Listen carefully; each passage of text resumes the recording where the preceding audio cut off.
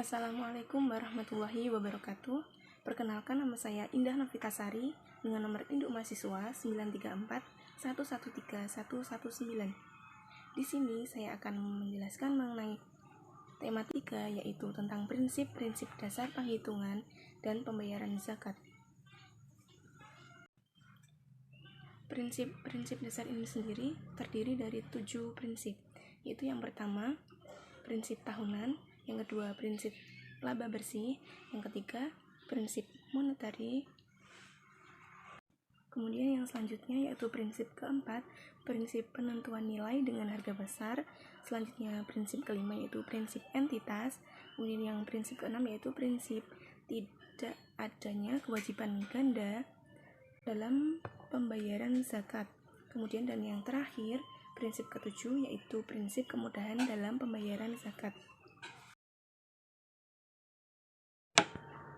Untuk yang pertama itu prinsip tahunan atau annual atau haul, di mana sifat pembayarannya itu dilakukan setiap 1 tahun sekali.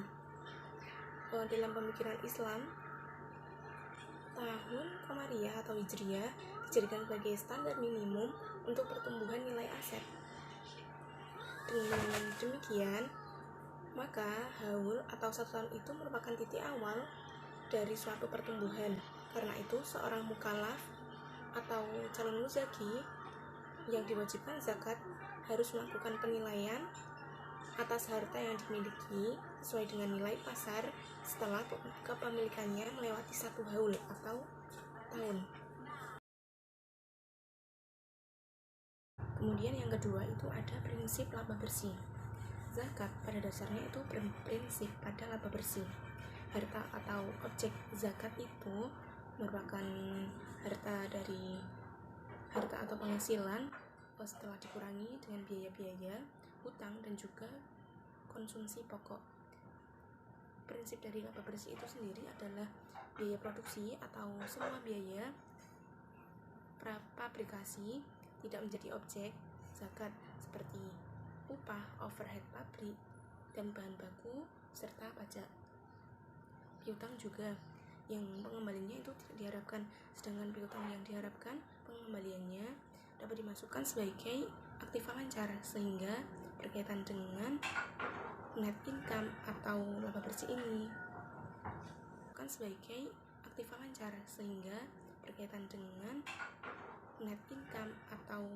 ini.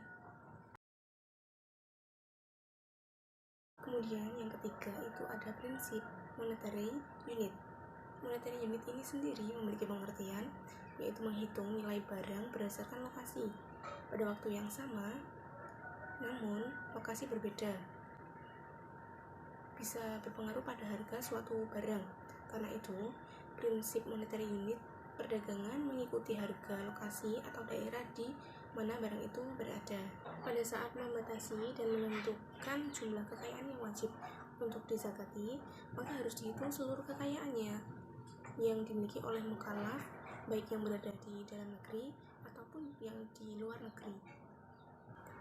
Kemudian semua hartanya itu harus digabung menjadi satu, kemudian dikurangi dengan utang-utang yang dimilikinya. Sisa dari kekayaan tersebut itu bisa dibayarkan untuk zakat. Konsep ini juga bisa diterapkan untuk setiap letak aset yang berjauhan terpisah seperti beda provinsi, beda daerah, beda negara, dan lain sebagainya. Dan selama terjadi perbedaan itu, nilai aset di pasar masing-masing daerah, baik aset sejenis maupun yang tidak sejenis, disesuaikan dengan daerah atau negara atau wilayah tersebut.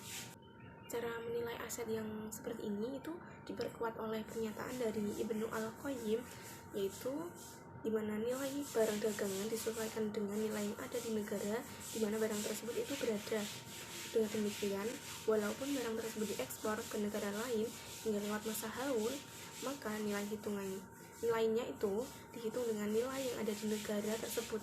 Kemudian semuanya disatukan dalam penilaiannya walaupun nilai yang dianggap adalah yang ada pada negara tersebut, dan digabungkan antara satu barang dagangan dengan yang lainnya dalam penilaiannya walaupun jenisnya berbeda.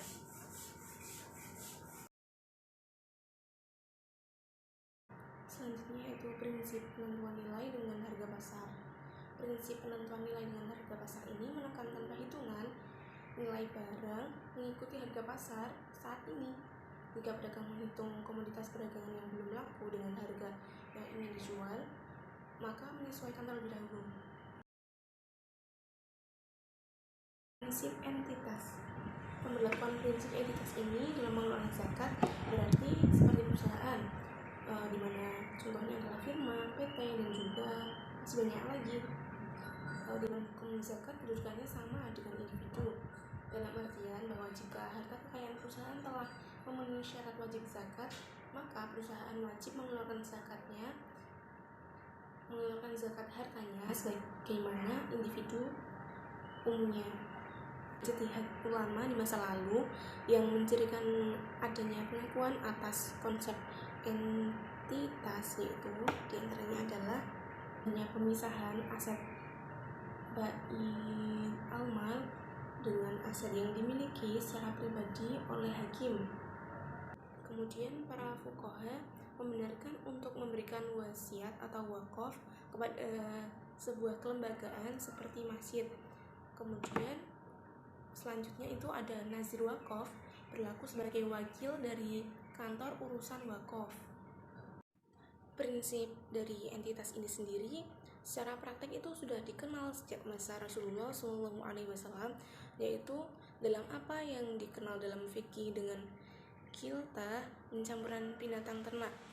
Abu Ubaid meriwayatkan beberapa hadis dalam masalah tersebut. Di antaranya itu Suhaib bin Ghafla berkata, telah datang kepada kami petugas zakat Rasulullah SAW. Saya mendengarnya berkata, sungguh dalam perjanjianku adalah agar saya tidak mengambil binatang menyusui sebagai zakat, tidak mengumpulkan ternak yang terpisah, dan tidak memisah ternak yang bercampur. Hadis riwayat Abu Dawud, Al-Nasai, dan Ibnu Majah. Itu ada prinsip tidak ada kewajiban ganda dalam pembayaran zakat. Dasar dari prinsip ini adalah hadis Rasulullah SAW yang diriwayatkan oleh Abu Ubaid dalam kitab Al-Amwal dari Fatimah bin Husain, bahwasanya Rasulullah SAW itu bersabda, yang artinya itu tidak ada pembayaran 2 kali dalam 1 haul atau 1 tahun, walaupun oleh orang yang berbeda. Jadi di sini calon muzaki itu harus benar-benar memahami keberagaman aset-aset wajib zakat dan kategori zakat apa yang pas untuk harta tersebut. Dengan pemahaman ini, orang tersebut akan terhindar dari pembayaran zakat 2 kali, 2 kategori yang berbeda dalam pada satu jenis aset wajib zakat sekaligus. Kategorisasi zakat berdasar pada kondisi, fungsi, dan juga penggunaan harta zakat. Misalnya aset emas bisa termasuk zakat emas, perdagangan, atau bahkan zakat barang temuan atau bisa disebut dengan rikas.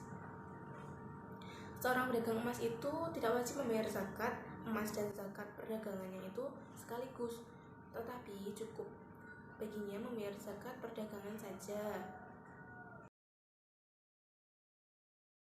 Dan yang terakhir itu ada prinsip kemudahan dalam pelaksanaan zakat. Pada dasarnya itu Islam memudahkan umatnya dalam melakukan semua ibadah, termasuk juga zakat. Zakat merupakan ibadah amaliyah. Prakteknya itu sendiri terkadang mengalami kesulitan. Oleh karena itu, para muzaki ini dituntut untuk benar-benar paham agar tidak mengalami kesulitan pada saat prakteknya. Muzaki itu harus membayar zakat dengan jenis harta si muzaki yang dizakati, namun dibolehkan untuk menggantinya dengan uang seharga nominal zakat. Dalilnya adalah naskah yang ditulis oleh Rasulullah dan diberikan pada Mu'adz bin Jabal ketika di Yaman dalam masalah jizyah atau pajak, yaitu dimana bunyinya itu setiap orang yang dewasa wajib atasnya 1 dinar atau sejengkal tanah. Kemudahan yang dibolehkan oleh syariat ketika muzaki mengalami kesulitan, beberapa di antaranya itu adalah selanjutnya itu dibolehkannya untuk menentukan jumlah atau volume zakat mal menurut perkiraan saja apabila keadaan sulit untuk menentukannya secara pasti. Dan yang terakhir itu ada Diperbolehkannya untuk mengakhirkan zakat pada waktunya untuk mempercepat pembayarannya sebelum waktunya dalam keadaan darurat dan atas dasar kepentingannya yang mendesak.